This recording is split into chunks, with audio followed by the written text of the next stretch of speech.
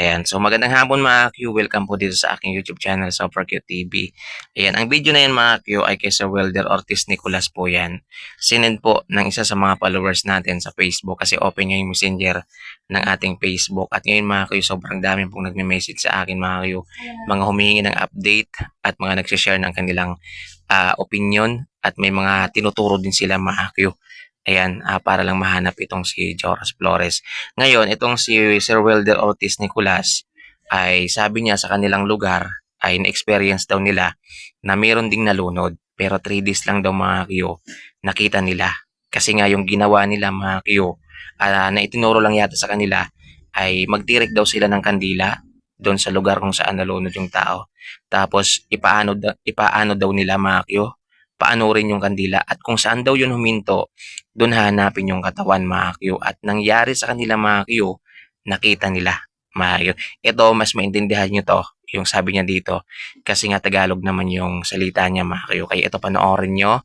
At hiling din po niya mga Q ay makarating po sa pamilya ni Joros. Baka sakali daw makatulong para mahanap daw si Joros Flores. Para sa kanya wala namang problema kung gagawin or hindi. Ang importante lang daw ay makapag-share siya ng pwedeng gawin para kahit papaano makatulong man dito sa pagkawala ni Joros Flores para na rin mahanap mga kakito. Panoorin nyo na lang ito mga kakito. Hello pala sa inyo mga ka-idol. Meron nga pala ako na masabihin na magandang bagay na sana makatulong din kay Julius na makita na. At ito base po sa experience ko na talagang pong totoo at talagang hindi ko lang magagawa din po yun.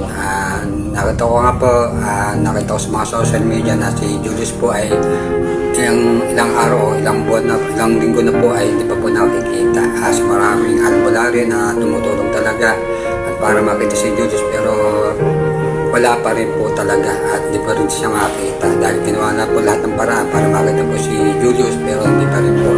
Ako po ay base po sa experience ko, gusto ko rin po makatulong at baka sakali naman po na ito po ay mabigay daan din po sa makita rin po si Julius. Ito po yung experience ko lang po na tunay po pangyayari. Ako po ay dati pong naliligo po sa isang ilog at talagang meron pong nalunod na isa pong batang lalaki at talagang yun po ay bandang hapon po ay nalunod po siya at di na po nakita ng pamilya at tumawag po sila ng rescue para i-survive po yung bata, pero kahit anong sisig po ng mga tao ay hindi po talaga makita yung bata. Bali 2 days na po, di pa rin po talaga nakita dahil talagang sinusuit po talaga yung ilog at talagang dito po talaga mahanap. At ngayon po ay umabot po ang 3 days at meron po nagsabi isang albularyo na ang gawin daw po ay magtulis po ng kandila. At ito po ay isang baon na parang niyog po na putol. At ilagay po yung kandila doon sa may tulis, sa may ano po, bao po. At ito ay pawalan sa tubig para po kung saan daw po bumaksak yung kandila, nandun daw po yung taong nawawala.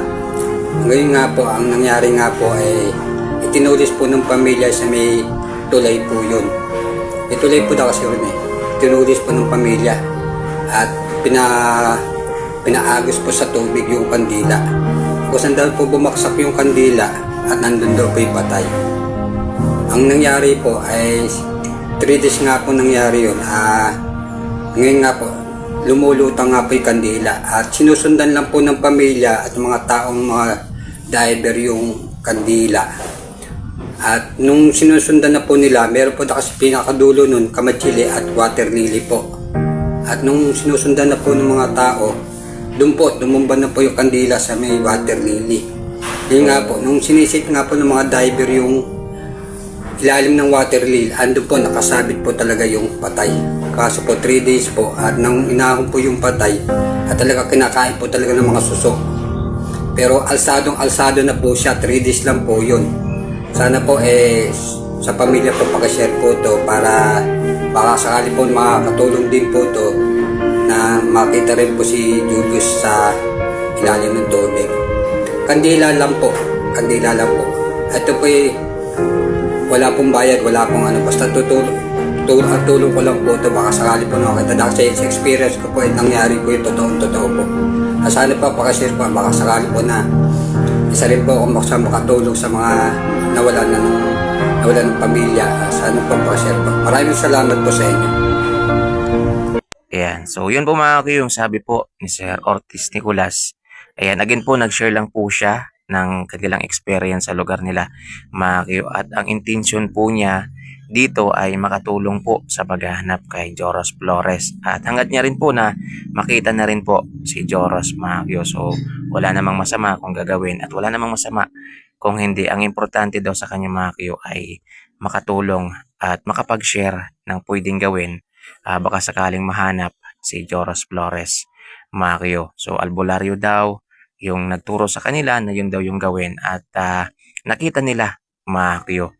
So, yun Mario, at higit sa lahat, Mario, patuloy po tayo magdasal kasi mas makapangyarihan po sa lahat ang pagdadasal. Ipagdasal natin, team tayong magdasal, isama natin palagi sa panalangin natin na sana ay makita na si Joros Flores at makabalik sa kanyang pamilya, mga Q. Kasi ramdam natin yung lungkot ng pamilya po talaga ni Joros. Lalong-lalo na magto 2 weeks na ni hindi pa nakikita si Joros Flores. So sana may pag-asa pa na makabalik si Joros sa kanila. Isang araw, gigising sila, nandyan na sa labas si Joros Flores. Ayan, at buhay. Yun sana yung mangyari, mga Q. Ayan, at ang importante dito ay makita na si Joros Flores. So, mahal na Panginoon, ipinagdadasal po namin na sana po ay makita na po at bumalik na po si Joros Flores sa kanyang pamilya. Ayan, mga Q, isama po natin palagi sa panalangin natin na makita na po si Joros Flores, mga Q. Ingat kayo, mga Q. God bless po sa ating lahat.